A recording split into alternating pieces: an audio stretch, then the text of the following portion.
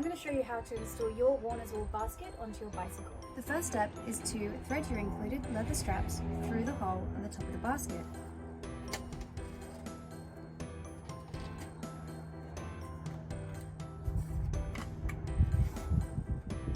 Step 2 is to put your basket on the front of your bicycle and thread through your leather straps and buckle them up.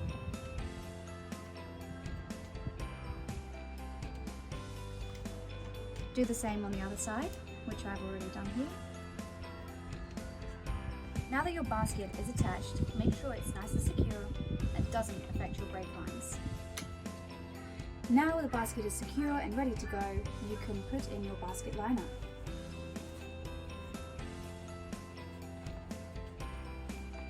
You can choose to either keep it like this or don't use the liner, so I have space for my coffee.